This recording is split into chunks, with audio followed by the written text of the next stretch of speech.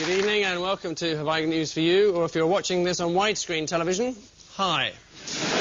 In the news this week, outside a Tesco's in Kent, an innocent customer falls victim to an aggressive new Frosties promotion.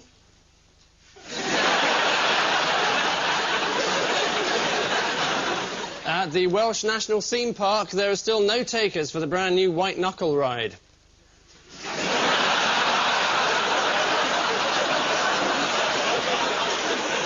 And in the audience at Channel 4 studios, nervous contestants line up for a brand new series of Don't Forget Your Toothbrush.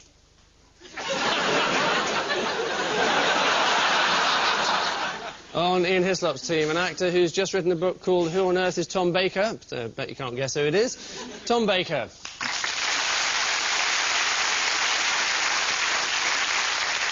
And with Paul Merton tonight, a woman who has said that TV presenting is stupid and pointless, so we're going to get on famously, Muriel Gray.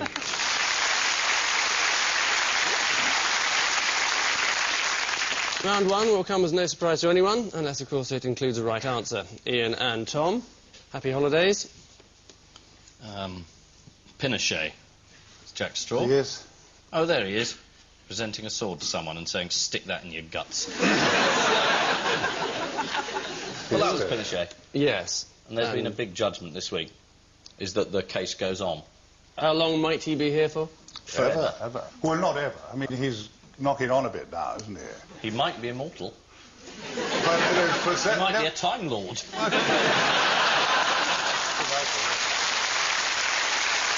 They're not going to send him back. We're going to send him to Spain. And how many years in prison does he stand to be sentenced to if he goes to Spain? 50. 50? 50 years he'd probably get, yeah. I thought the fine for genocide nowadays was about 3 months. Really? Yeah, I know. Well, that doesn't sound too much, because I was reading the Bible this morning, because I live in the country and I was out of work this morning. And I was actually shocked to discover by chapter 7 that God actually committed genocide. I mean, apart from his pal Noah. He actually wiped out the whole human race. Mm. And they haven't closed him down. Yeah, but he created them, you know. It's his job. You know, I create, I destroy, you know. Yeah, trust Muriel to defend God. She's got a real feel for the underdog. You were a monk, though. So you've got it in for God. I have, yes, well, he had it in for me. Yeah. You must have liked him once, though. I adored him. I had a great thing with God. Well, we shacked up together for years. Do you mean by that you were a monk? Or? I was, yes. That chastity really got to me, because it actually gave me a stoop. Yeah. And it makes the muscles in your right arm stronger. It does. It is General Pinochet's extradition proceedings. Was that the question? Yeah. Soon after arriving at his new house on the Wentworth estate in Surrey, General Pinochet is believed to have applied for membership of the local golf club, only to be turned down because of his liberal views.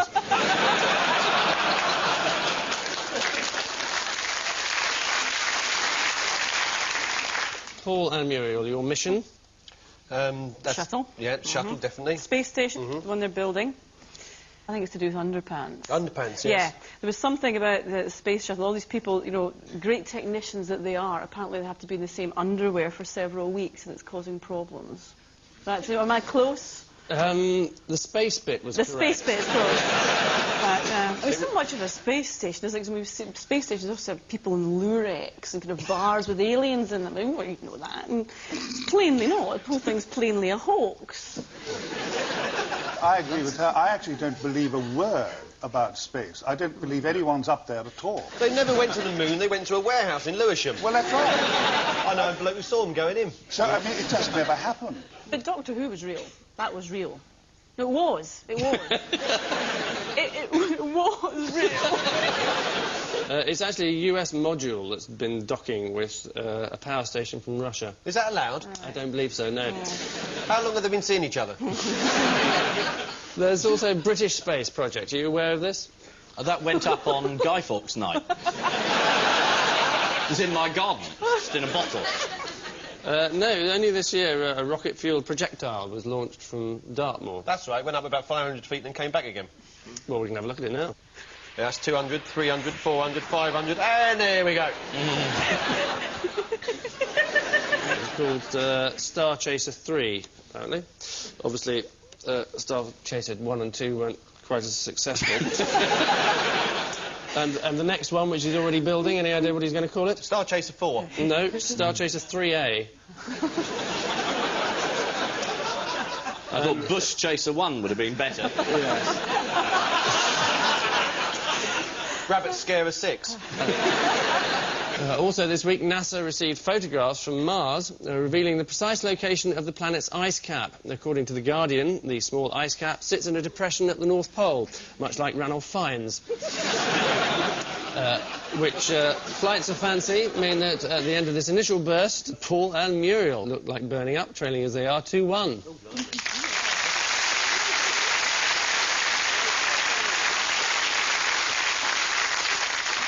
This is the odd one out round, and you're welcome to it. Paul, your legendary beauties are Clark Gable, Yes. Cerberus, Yes.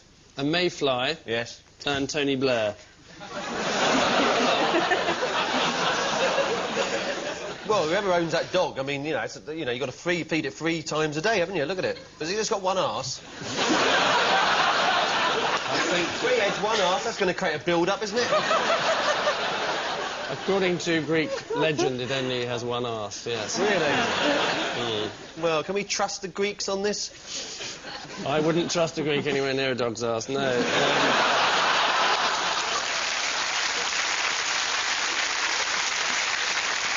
This is Cerberus. Does he bark in unison, or is it like the Beverly Sisters? Is it like that? I've never met him, I don't know. He guards the entrance to Hades. Yes. Well, why would anybody want to go into Hades? Why do you have to guard the entrance? It's a terrible place. Everybody knows hell's a terrible place. I've got to go in there. It's a 3-headed dog. I won't bother. What's the point? If he was guarding the entrance to Waitrose, I understand.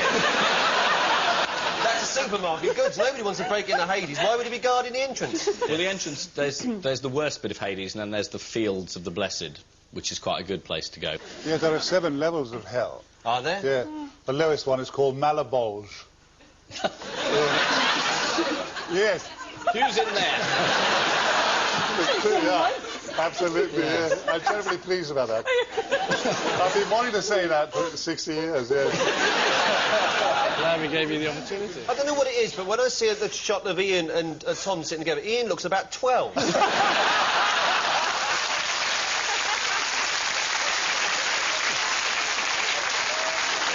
I keep getting letters from people saying I'm in an advert for BBC Children's Television. Is the odd one out Clark Gable? Oh, the old one out, yes, I'd almost forgotten. No, it isn't. What about the deodorant thing? Is that a clue? The fact, you know? Well, look, he's got a great big wet patch. You're just ignoring it. You'd have more than sweaty armpits if that dog came running the water. It's not a million miles away from the answer. Oh, the deodorant, right. It's something that's about something that Zoe Ball said about Tony Blair. Oh, now, is it something to do with vests? What am I going to say next, Paul? No. Something to do with vests? No? Nothing to do with vests? In what way? Bad breath. Did you enjoy that moment of glory? Was it like being in showbiz for a moment? It concerns a certain feature of the Mayfly. The Mayfly only lives 24 hours. Yes, that's one of the interesting features. Is it the other one that the question concerns? Yes. I thought it would be, because you had that smug look on your face. But it does. But well done for saying that it lives breath, for 24 hours. Service had very bad Very breath, bad yeah, breath. yeah. And did Clark Gable not have bad breath as well? Yeah. So Tony Blair's got So another they've all been one, accused of having bad breath, except Cerberus, who had charming breath. 3 dog heads. He's allowed to have dog breath 3 times over, isn't he? So given that, who would be the odd one out, do we think? There's the dog. The Mayfly. Who cares? Tony. I'm 6-1 up with one programme to go. Who cares?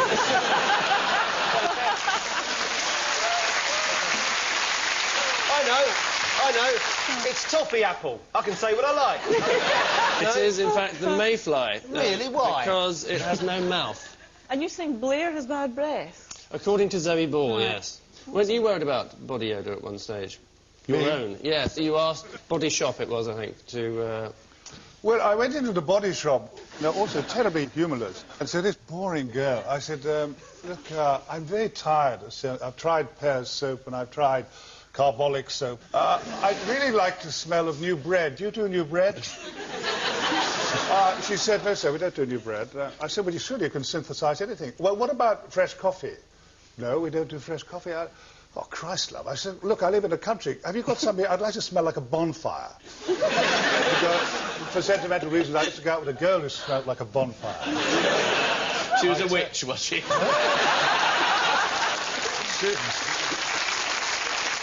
She may have been a witch, but of course she was a goer.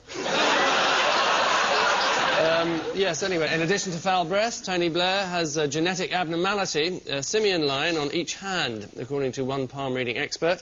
This indicates that Blair is zealous, obsessive, and has tremendous willpower. Even Baroness Thatcher lacked this mark. Well, she might have had it, just couldn't tell through the hair on her palms.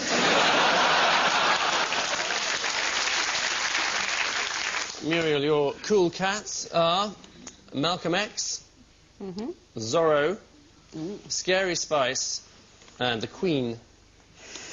Right. Now, I think this has to do with names, signatures, actually, because Zorro would do a kind of Z thing with the sword, and Malcolm X would just do an X. And what does the Queen sound like? Just E, just E, yeah. Yeah. But the Scary Spice just has a kind of paw print, doesn't she? Has she got a stud in her tongue? No, she's just been eating these small Christmas balls you get on Christmas cake. Oh. So I think she's the odd one. I think the rest just are so kind of famous or vain. They just need a mark rather than a signature. It's not the right answer. Oh, no! They have a first name and a letter. Malcolm X, Mel B, Elizabeth R, but Zorro's the odd one out because he's just Z. Is the right answer. Oh.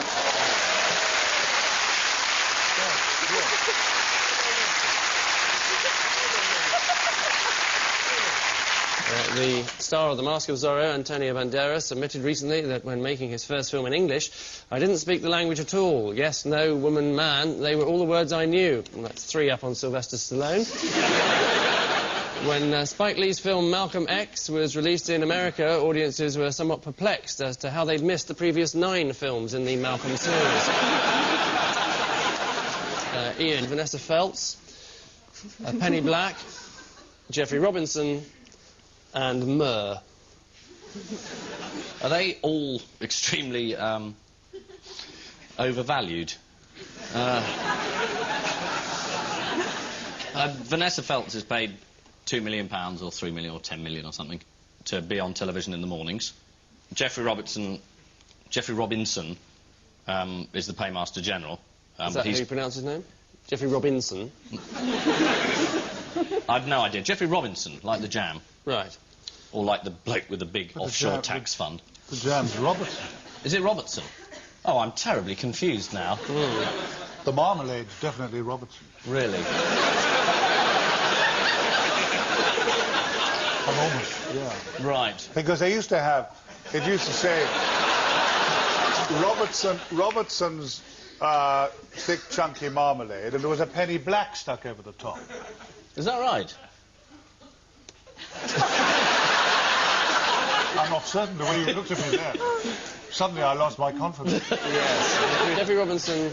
He's the Paymaster General. He's in trouble for... He had a lot of business affairs with a bloke called Robert Maxwell, which doesn't go down very well. Well, Vanessa Feltz was offered either frankincense or myrrh, and she went for gold. Do you know the Vanessa Feltz I mean? I know the one... This one. No, that's Jeffrey Robinson. No, Vanessa Feltz is that immense woman who, you know, she does that kind of amazing thing.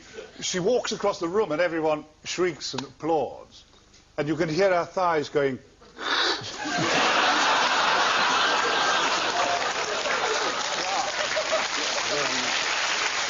They're all incredibly valuable, apart from myrrh. You're in the right area, although the precise clue is actually in the picture. Oh, well, they're all Jews.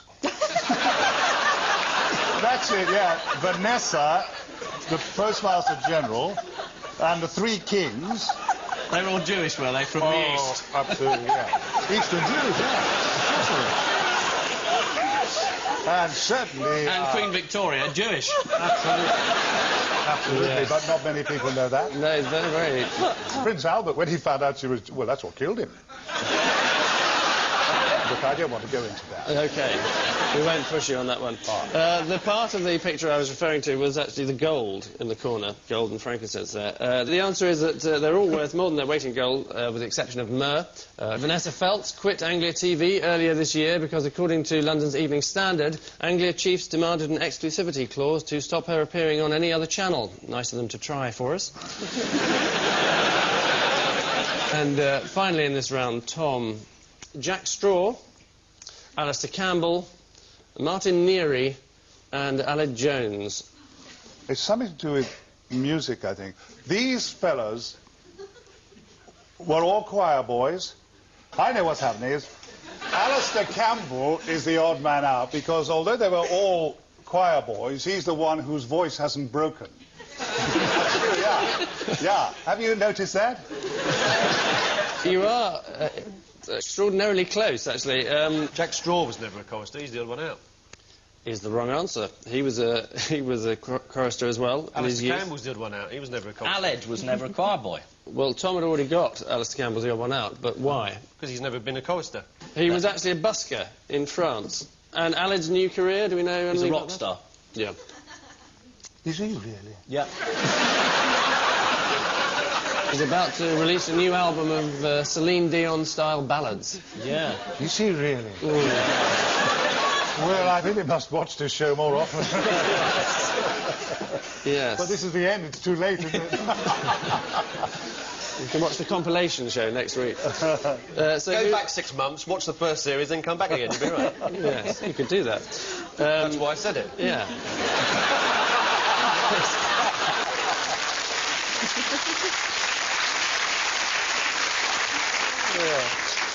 Who is Alad's most famous fan?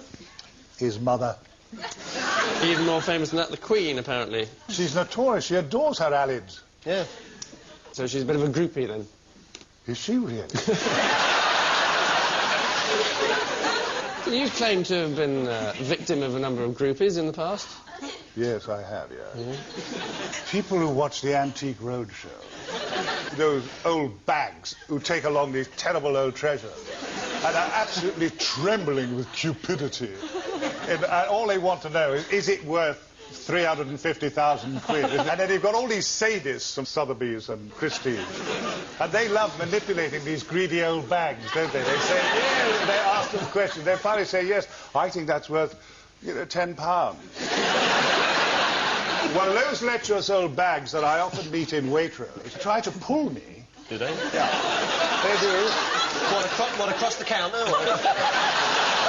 And when I say, are you pulling me, they say, well, yes, I suppose I am. And then I pretend that I get all, of a quiver. I pretend to be frightened. They say, I'll be very gentle. Anyway, they find me irresistible. I think the word I'm looking for is anyway. Former chorister Aled Jones spoke recently about his hit record Walking in the Air. In a shop, I know instantly when it's about to play because I hear those bells and I think, righto, I'm off. Inside knowledge that keeps him just ahead of the rush. Which unpleasant noises mean at the end of this racket, Ian and Tom are scaling new heights, leading as they do 7-2.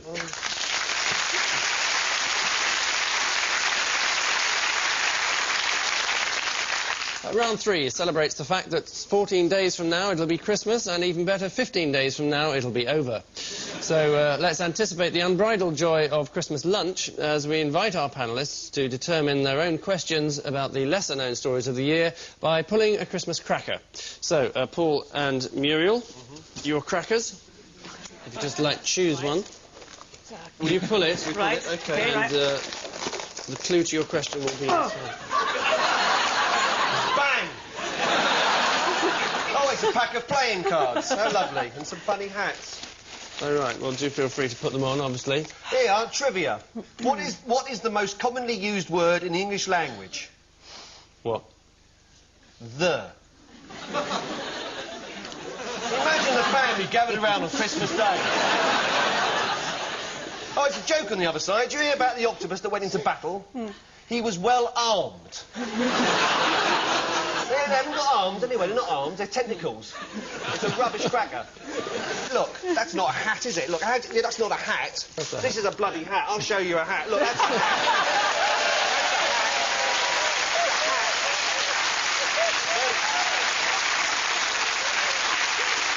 And that's the last time I'm ever doing it. Except for money. Yes. I wish.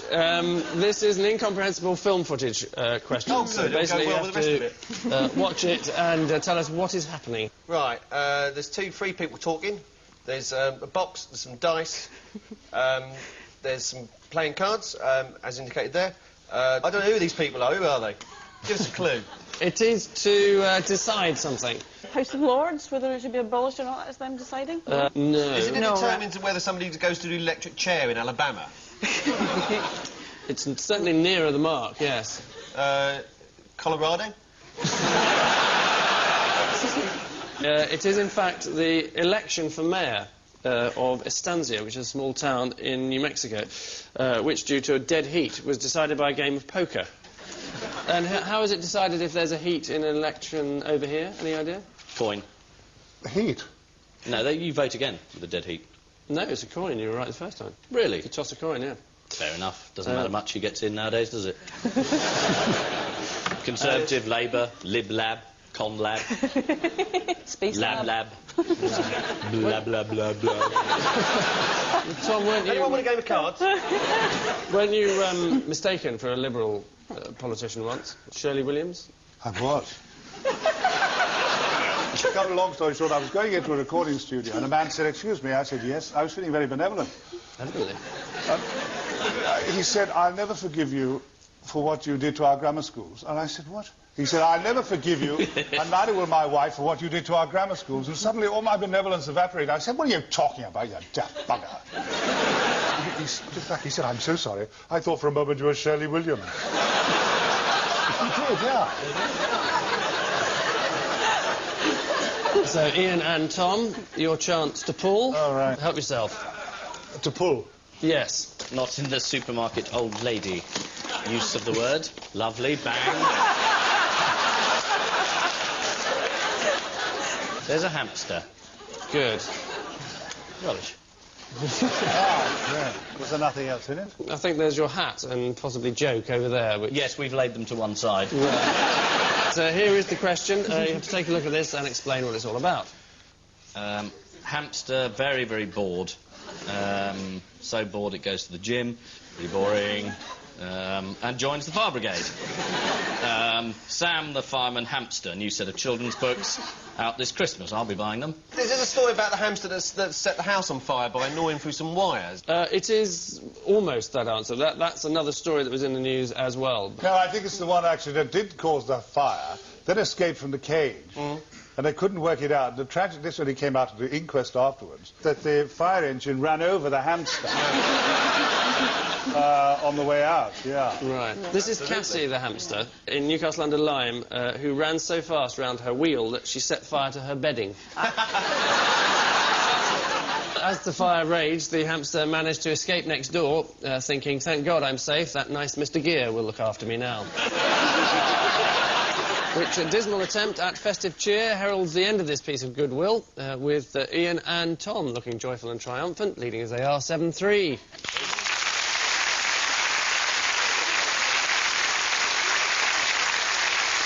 And so for our final round, featuring headlines which, like any Christmas jigsaw, have one crucial piece missing. Each and every one will be taken from this week's papers, except for those taken from this week's guest publication, the unashamedly seasonal Gut magazine, the International Journal for Gastroenterology and Hepatology. Right.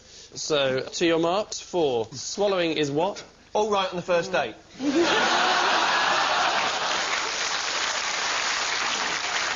Overrated, yeah. No, it's a precarious business, according to Gut. Next, take what to parties, young told? Oh, old carrier bags with empty milk bottles. That's how you get into No. What is? Aren't they advised to take condoms to parties? Oh, but that's not as useful. A condom is, well done. is the right answer, yes. According to a survey by the Health Education Authority, 3/4 of young people drink heavily at Christmas. We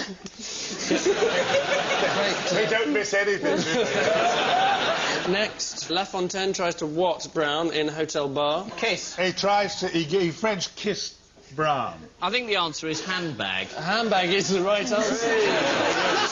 Do you think those finance guys have handbags? Yeah. Hey, it's a European modern world, Tom.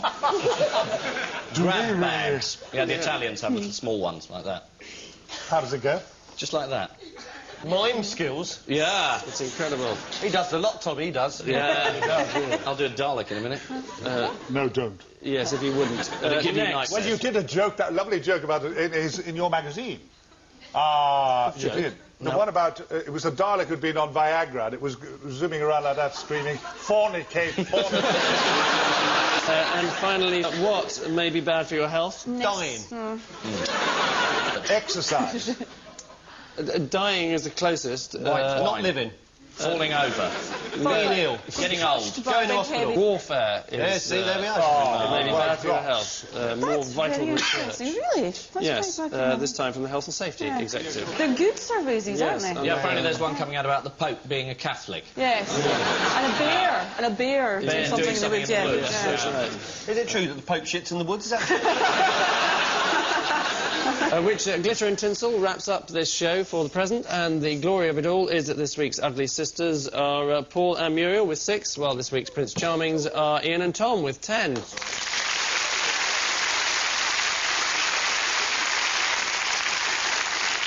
But before we bid them a fond good riddance, the cheery prospect of our caption competition. So, what do you make of this? Well, I think the clues and the guards at the back, as usual, the Kenneth Williams Appreciation Society provides the guard of honour.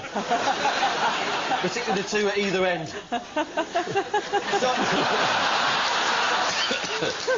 I don't like that. I think we should have another caption. Give us another caption. We don't want that one. We don't want Yeah, you didn't know that was happening, did you? General Pinochet's right-hand man arrested at last.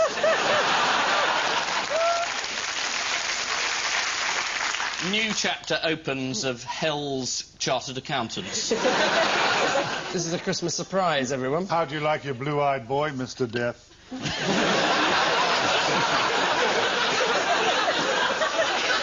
Angus takes his stabilisers off.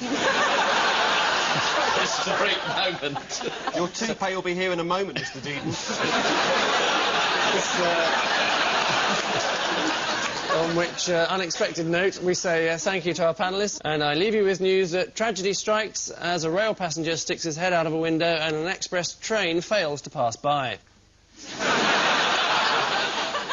In Beijing, auditions begin for the Red Army's production of Jesus Christ Superstar. And in a secret government laboratory, the search for the charm gene continues. Good night.